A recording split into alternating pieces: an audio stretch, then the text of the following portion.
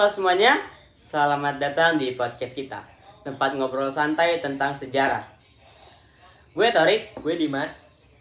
Kali ini kita bakal bahas perjalanan Jepang dari yang dulunya isolasi total sampai akhirnya masuk ke Indonesia. Yap, dari kebijakan Sakoku, restorasi Meiji, sampai akhirnya perjanjian Kalijati yang bikin Belanda itu menyerah ke Jepang.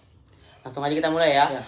Nah, jadi Rik, kamu tau nggak kalau Jepang itu dulu pernah nutup diri dari dunia luar hampir 200 tahun? Iya, kalau nggak salah itu kebijakan Sakoku kan? Tepat banget. Tahun 1639 tuh Jepang tuh menutup diri dari pengaruh asing, terutama dari bangsa Eropa. Mereka cuma izinin Cina, Korea, dan Belanda buat berdagang di pelabuhan tertentu. Kira-kira alasannya apa sih takut dijajah? Salah satunya itu. Tapi alasan utama mereka lebih menjaga stabilitas politik dan budaya.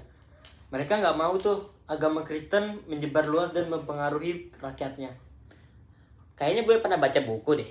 Kalau Portugis dan Spanyol tuh aktif menyebarkan agama Kristen di Eropa ya? Di Asia kan? Ya betul. Jadi Jepang tuh dulu melihat tuh sebagai ancaman gitu. Mereka tuh takut ada pemberontakan dari orang-orang Kristen Jepang yang bisa didukung oleh negara asing. Makanya Jepang benar-benar menutup diri dari interaksi luar. Berarti Jepang berhasil mempertahankan kedaulatan mereka tanpa dijajah selama 2 abad ya? Ya, itu yang bikin Jepang beda dari negara-negara Asia lainnya yang banyak kena kolonialisme di Eropa. Tapi kan pada akhirnya Jepang juga buka negaranya lagi kan di pertengahan abad ke-19. Apa memicunya? Nah, ini menarik. Tahun 1853 datanglah armada Amerika yang dipimpin oleh Commodore Matthew Perry. Mereka paksa Jepang buat buka pelabuhan dan dagang dengan dunia luar. Kalau nggak salah itu yang dikenal sebagai Black Sheep kan? Jepang akhirnya terpaksa mendandatangani perjanjian Kanagawa. Benar, setelah itu Jepang mulai sadar kalau mereka tuh harus berubah biar gak dijajah kayak negara Asia lainnya. Akhirnya tahun 1868 Jepang ngalamin yang namanya restorasi Meiji. Restorasi Meiji itu kalau nggak salah perubahan besar-besaran di Jepang ya? Ya, dari sistem pemerintahan, militer, sampai ekonomi, semuanya diperbarui. Jepang belajar dari barat buat jadi negara modern dan kuat. Wah, jadi hasilnya Jepang jadi kekuatan besar di Asia ya dalam waktu yang singkat. Ya, bener banget. Mereka tuh bahkan ngalahin Rusia di perang Rusia-Jepang tahun 1905. Sesuatu yang sebelumnya nggak pernah terjadi di negara Asia yang mengalahkan negara-negara Eropa. Jadi setelah negara Jepang modern dan kuat itu mereka mulai ekspansi ke negara-negara lainnya. Tepat, mereka butuh sumber daya buat industrinya. Jadi mereka tuh mulai menjajah Korea, Cina, dan akhirnya menjajah Asia Tenggara, termasuk Indonesia. Bentar-bentar, Jepang itu masuk ke Indonesia tuh ke awalnya gimana? Nah, Jepang tuh mulai menyerang Indonesia tuh tahun 1942. Saat itu, Indonesia masih dijajah Belanda. Dan Jepang datang dengan janji sebagai saudara tua yang mau membebaskan Indonesia dari penjajahan Barat. Padahal kan ujung-ujungnya Jepang juga menjajah kita ya.